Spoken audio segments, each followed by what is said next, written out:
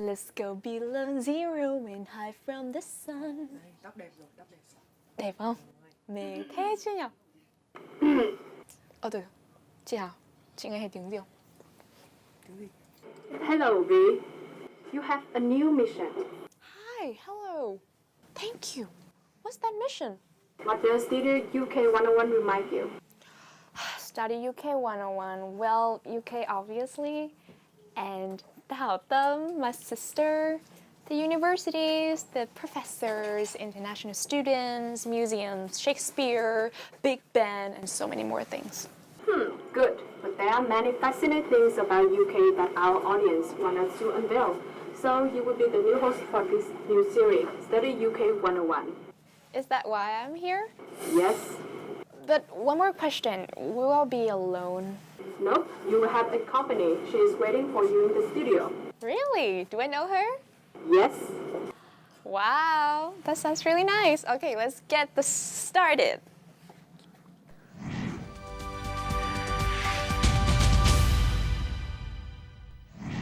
Hi everyone, and welcome to the brand new series of IELTS Face Up, Studying UK 101.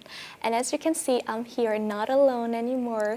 I have my beautiful co-host, Chị Dương, a very familiar face. Welcome back.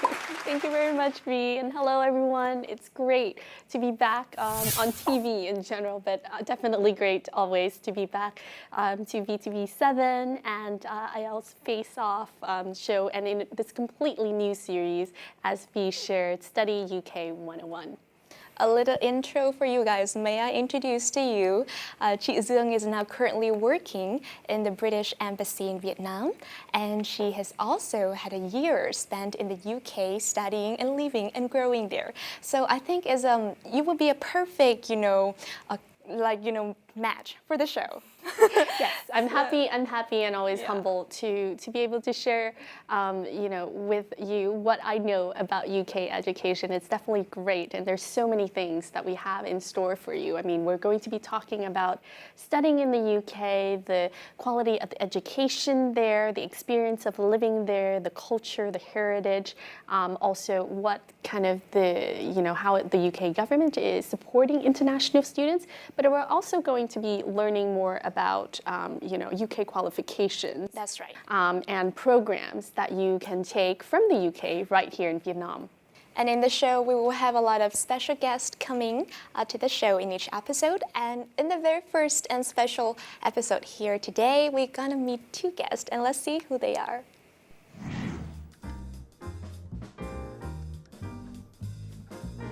Hello, my name is Trang Trịnh.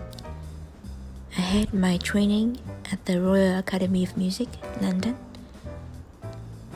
And now I'm a pianist, a performing artist, and a music educator.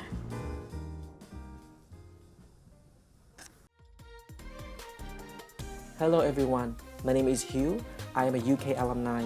I did my A-levels at Cambridge Students' College, my Bachelor at London School of Economics, and my MBA at Oxford University. I am currently the co-founder and CEO of Innovative Education Group, IAG Global. Nice to meet you guys and to share with you all about my UK experience.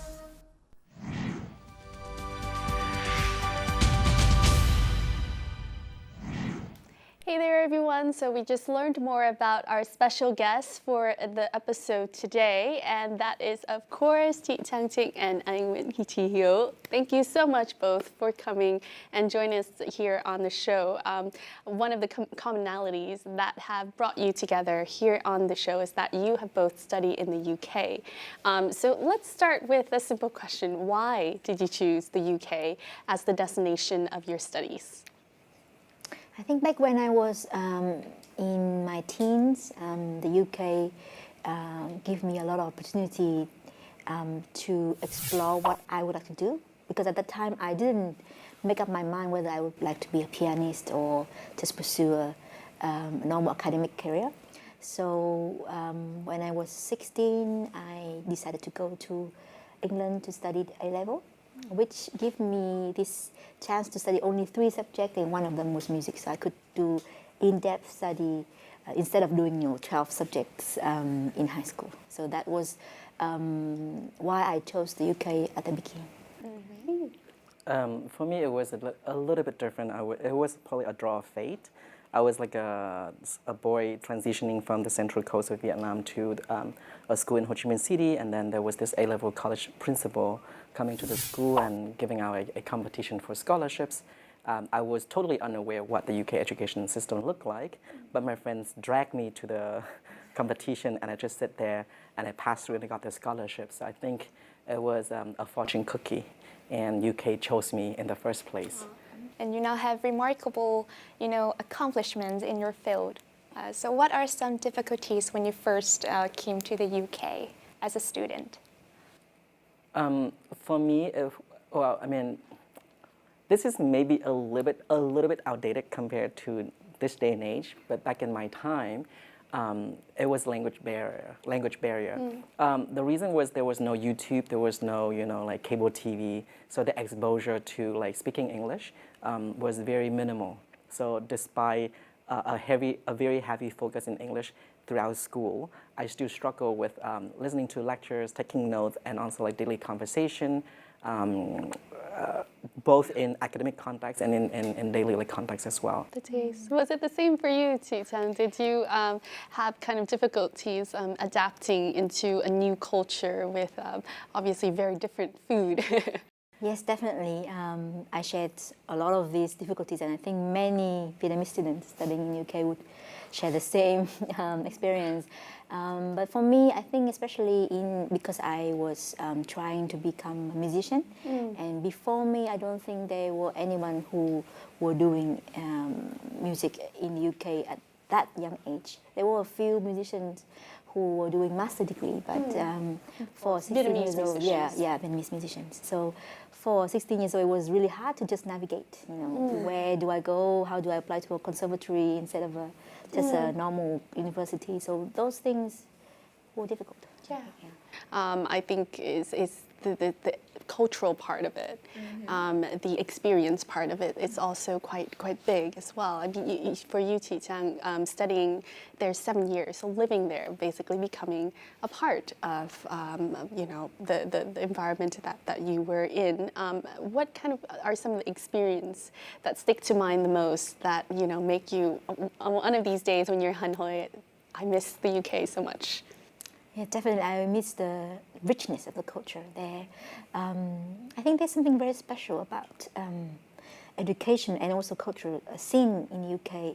On one side, you have something really traditional, rich in heritage, and on the other side, you have this almost crazy avant-garde, this thirst for new things and this freedom to explore.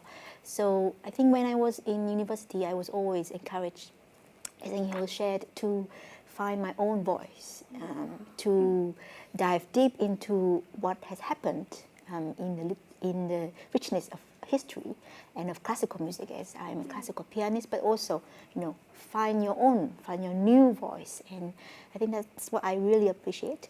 And the other thing I think is quite special to the UK, especially London, is the celebration of diversity.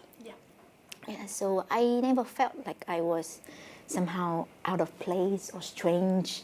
I was freed, and I could be myself, dress the way I want, do whatever I want, and that kind of gave me a lot of freedom to find my own artistic identity.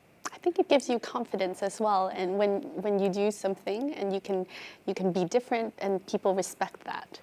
So, as a student who really want to study abroad, I would like to ask, how did you manage to study very well, top students, at the same time in the UK, also traveling the world, exploring the world, and having a social life in the UK? How could you do that all at once? Well, interesting questions. I think this is the question I keep. So in my daily work, I also teach from anything from grade 1 to college and professionals, right? And I often say to college students who say, like, we don't have time to do everything like you did. I say, like, Well, to be honest, if college students don't have time, then who has time, right?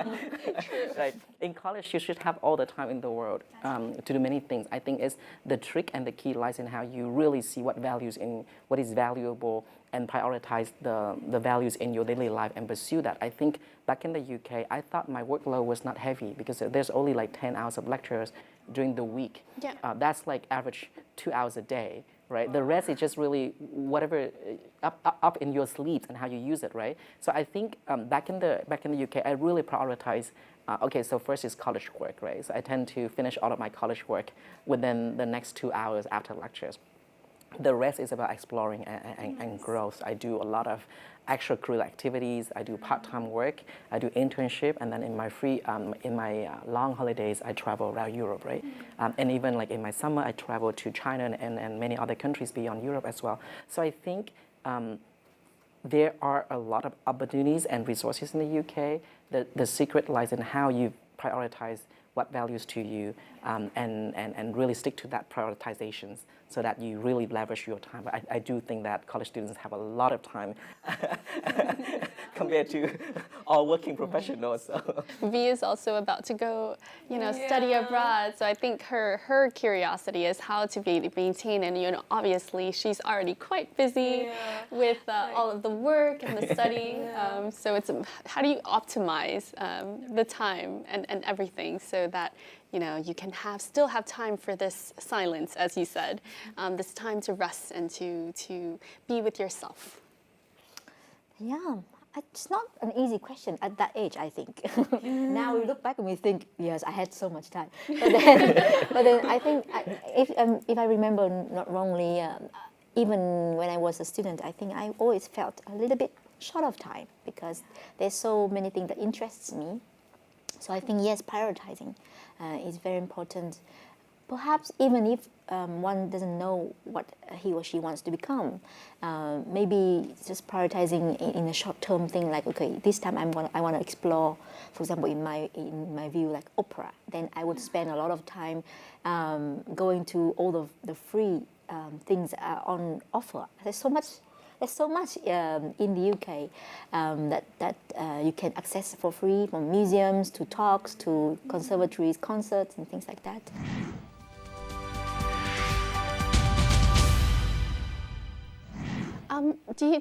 Can you share a little bit more about how kind of the education, I mean, obviously at that point you didn't know you would become a pianist, and I think the path towards music for you was quite unexpected. So how do you think the UK education and the UK system helped to foster that road, that path towards what you're doing now? Yeah, I think I am really indebted to the UK. A lot of opportunities I had probably would not happen if I stayed here in Vietnam. So as I shared, I had an opportunity to practice a lot in my high school years because technically I only have 3 subjects to study in A-level, and one of them is music. So I could spend a lot of time practicing and learning music theories and things like that. And in my school at the time, I could also perform a lot. That's very nice. So what is the biggest impact of UK education towards your career as an educator right now? I think, in hindsight, both degrees offer very different leverage and benefits for me. I think college in the UK, to be honest, in comparison to a few other systems, especially to the the American system, college in the UK is pretty straightforward. You kind of know what you want to do in college, and the moment you enter college, you choose on your focus subject in the major. It doesn't have room to do a liberal approach where you explore many things, but it's very focused, which does have both pros and cons. But I think the major benefit is you have 3 years focusing on your major, and it's both very academically driven, but at the same time, it's also very practical as well. Like Jan said, you have many opportunities to connect with industries, firms, and organizations that can provide you internship right after your first year, for example. So I think college in the UK provide both a strong academic foundation for me, but also a strong practical exposure for me to industry as well. Whereas with the master's degree, I specifically chose Oxford University. I think it offered me both an enrichment in terms of skills and knowledge, but also a very strong and deep enrichment in terms of self-discovery. I think I chose the master's degree when I was 30 and trying to figure out what my lifetime career could be. And the environment, the culture, the history, and the traditions of the UK was so rampant and widespread that I feel like every walk I take every day give me such strong moments of connecting with myself and walk towards like realizing more about life, more about the world, and more about myself. So I think the master's degree offered me both a growth in academics, but also a growth in terms of self-development as well. Talking about kind of general experience, you know, what would you say to students out there, Vietnamese students? I mean, people watching this episode are probably people looking to study abroad or people interested already maybe in the UK system. How do you think someone about to go abroad can prepare themselves in order to kind of maximize their experience and have a good academic experience, but also have a good time abroad and make the most of it? I think that's quite important. For me personally, I remember my grandfather, he wrote me a poem in Vietnamese and then translated into English. And then he said that, look, Vietnamese is very beautiful, and it can also be very beautiful in English as well. But remember who you are and enjoy yourself when you are there. So I think I never really lost my root. When I was in UK, I was proud to eat nước mắm in the community kitchen, even if that smell could be a bit annoying to some people. And I was ready also to hear other different views. I think when you go abroad, you will be surprised how people think so differently from how you think. And I think preparing yourself so that you know what you believe in and who you are, but also be ready to be challenged, and to know that people can come from completely different background. They may think eating with fingers are the best way to eat, but that's okay. And learning to accept that and learning to respect other people's culture and views. I think that was something that is important to me personally. Yes. For me, of course, I mean, if you want to study in the UK, I think the first thing is a language, English, right? So I think that is a must in this day and age. What else can you prepare? I think there's two things you can prepare. I remember back in the days when going to the UK was my first trip abroad at 17 years old, right? So I did not know much about it. There was no YouTube, there was nothing. The only thing I remember is like every weekend I would go to British Council in Ho Chi Minh City, and they have this room where you can actually rent out videos to watch, right? And so I think back then what I do is just like watch all the movies made in the context of the UK, and really enrich my understanding, not just understanding, but the appreciation for the good and not so good, for the little things between the lines that not growing up in the UK could not give you that kind of understanding. How about you? Because you came to UK to study. What would you say to us? I think they're great tips. I mean, I myself am definitely not as organized as this. I was always really overwhelmed with trying to do a lot of things. But the experience in the UK really shaped me, even though it was quite short. I stayed in the UK for only 1 year. But I agree completely. The heritage, the diversity, and the value-driven kind of education. There's always, in whatever we were studying, of course I was at the master's level and I was doing journalism. Whatever we were doing, the professor would always ask us, why are you doing this? And why would the audience care? And how does it benefit the people watching? So I think for me, even now that I'm not doing journalism anymore, it's a question that I ask myself for whatever I'm doing to ensure that what you're doing has benefits for other people, that you're doing good for the world, even if it's really small. So thank you so much for sharing. I mean, I think you've shared some wonderful tips for people at any age, even people who are, of working age, that ability to organize, to prioritize what is important in life, but also to give yourself time to connect with your inner soul and to give yourself time to enjoy the little moments in life as well. So we've just had a very insightful conversation so far with Anh Chí Hiếu and Chị Trang Trịnh on their UK studying experience and how it shaped them and their career paths later on. Don't go anywhere because we'll be right back with this episode of Study UK 101 with more to come. So stay tuned.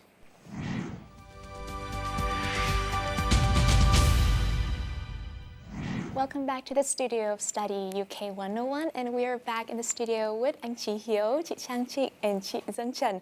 So we're gonna have a game named Heads Up. Basically, we would take turns to guess the words that appears on the board. So the words will be related to UK education, UK, of course, obviously you all know very well. I think I'm gonna lose, but okay. I'm nervous. I'm not good at games. Who will play first? Who would go first? You can decide, V. You're the host. It's really hard. I think, yeah. Okay, so this is the first word I have to guess. Okay, go ahead, guys, go easy. It's a type of beverage Beverage. Okay, that is very typical in the UK. okay, You drink it in the afternoon. okay. British tea. Close? 3 words? 3 word. It's a type of tea. It's a type of tea. Oh. British. I know. British It's black okay, tea. just like the first time. British but- black tea. Is it like a name of a tea or? Yes, it's the name of that beverage. It has the color in it. The color, which is like... Black tea. No, the basic color. It is lighter than black. It's like grey tea. Almost. 2 words, bingo. 1 more, the first word. British grey tea. No, not Oh, morning grey tea. Earl grey tea.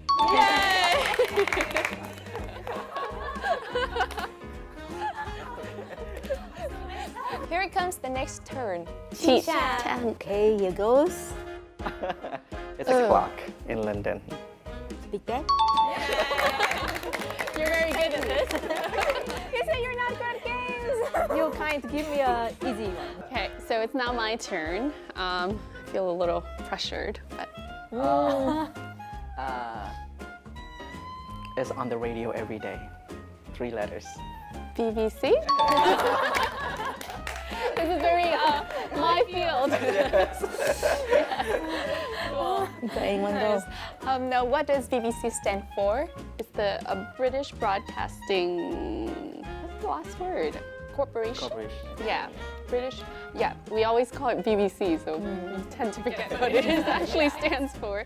But I've actually, I actually had to do a lot of assignments where I would go to the gate of the BBC and do like a stand-up for, because we used to have in journalism school, we used to have a live news bulletin every day. So we would practice, like in the studio, we would practice being journalists for the day, and we had to have to go out and go around London and film the stories. Have And you so ever been there? one of the stories was to go to the BBC, and then later on, as I now work for the British Embassy, I got a chance to visit inside, which is very cool.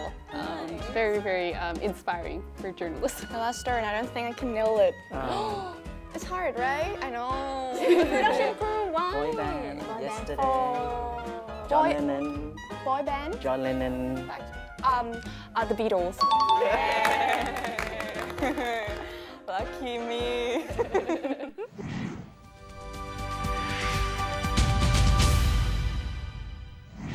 Thank you so much for joining the game, even though it's just a short period of time, but I got to learn a lot about the UK's culture, education, and got to know a lot more about you with the stories. That's very amazing and fun. And thank you for the wonderful tips, about connecting to yourself and about kind of prioritizing the things in life that matter the most. And we wish you all of the best of luck in kind of your work contributing to the community here in Vietnam. Thank you again. Thank you. Thank you. Yeah.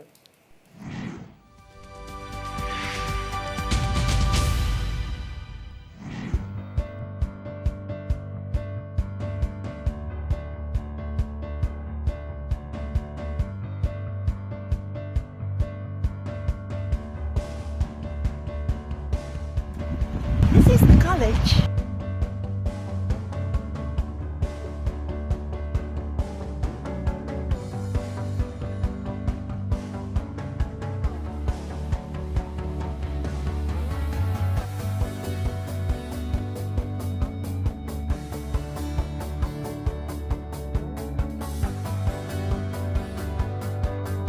A lot of my creative activities have been coming out.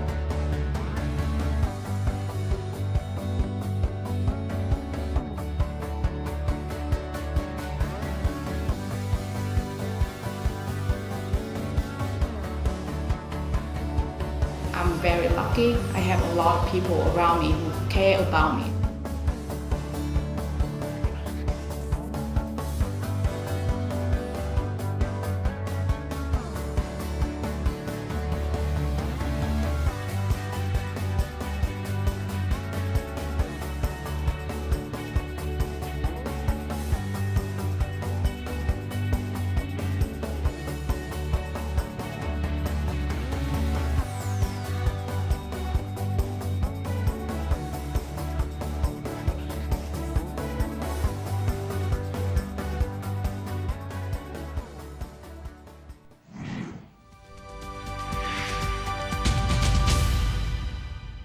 Hey there, welcome back to the show. So we just had a little peek into kind of the life of a student, international student, Vietnamese students in the UK. So we're back here in the studio and we have a very special guest in order to share with us a little bit more about the education system in the UK and the support of the government for international students. We have here the Deputy Ambassador of the British Embassy in Vietnam, Mr. Marcus Winsley. Thank you so much for joining us. It's a pleasure to be here. Thank you for the invitation. It's our honor to meet you. I major in international relations, so I really adore ambassadors. Like, I really look up to all the ambassadors. I mean, for all of the contributions and, you know, the diligence and the work. So. Well, Fee, I have to say, you would be a very good ambassador because you have natural politeness and it's not often we get told that we do a good job. So thank you very much. Yes, so we hope that today we will have a good talk. How long have you been in Vietnam? So I've been here since August, so that's nearly 6 months now. Mm-hmm. Obviously, I love Southeast Asia. I've been posted in this region before. I really wanted to come to Vietnam. When I was given the job, I was delighted, but of course that was before we had COVID. British education. We saw earlier in this episode the wonderful experience of Vietnamese students studying in the UK, and there are many more Vietnamese students who want to go to the UK to kind of pursue that same dream. So let's talk a little bit about kind of in this obviously unprecedented year with a lot of challenges, especially for international travels and even more so for students who want to go abroad. What are kind of some of the UK policies, government policies that are in place in order to kind of still welcome international students? So I'd like to talk about that in 3 ways, actually. I mean, first of all, international students remain very, very welcome to the UK. The UK is a very international, it's a very global country. That's one reason why actually the pandemic has been quite a shock to us as well, because it really has got into our way of life in ways obviously like it has in many other countries, but we are a very open place, a very open society, a very welcoming society. We're very pleased always to have international students, and of course it has been difficult this year. Secondly, vaccines. So the UK has now, as we speak, vaccinated I think nearly 5 million people. Yep. And has a program hopefully to have vaccinated everybody in the UK by the end of this year. The virus doesn't move differently according to people's passports or their rank in society. Everyone is equal in front of the virus, so everybody will be vaccinated, and that means all the international students. Wow. I wanted to talk as well about what the universities are doing. Yeah. Because the universities obviously take the well-being of their students as their #1 priority.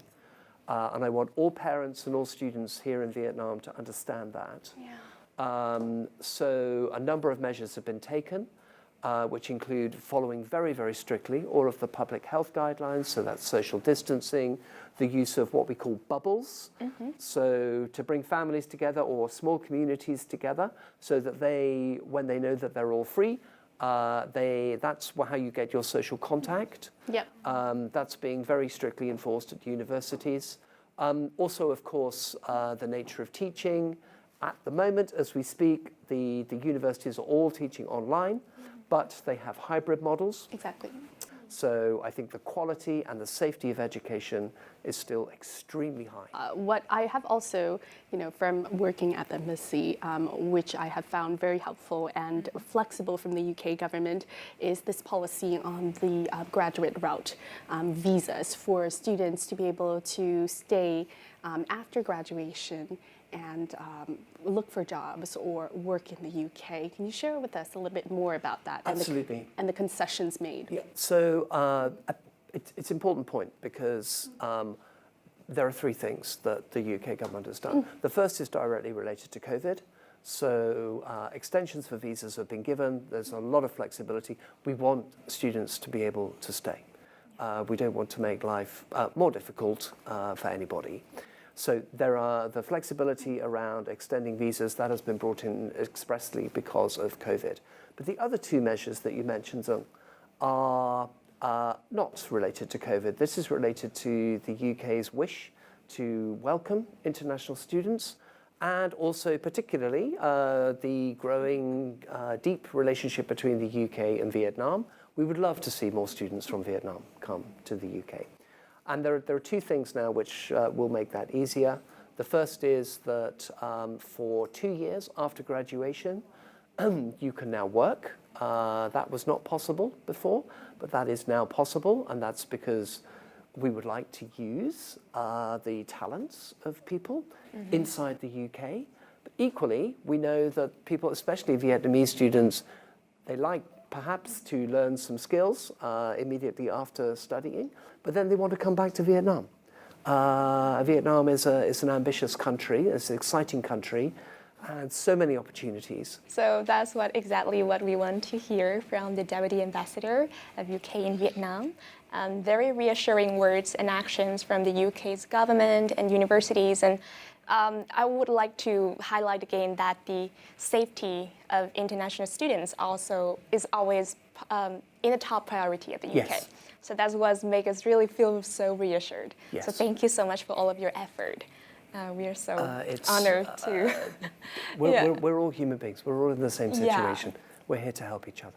Yeah, so I know the opinions is different from person to person, but if I just graduate and I really want to study abroad, and I would rechange my mind after listening to the talk today about studying abroad in the UK. Very good, Fee. Very good. Nice. But you are very welcome. Yes. Okay. So thank you so much for your sharing, and also thank you, Chị Trang, so much for being such a beautiful company.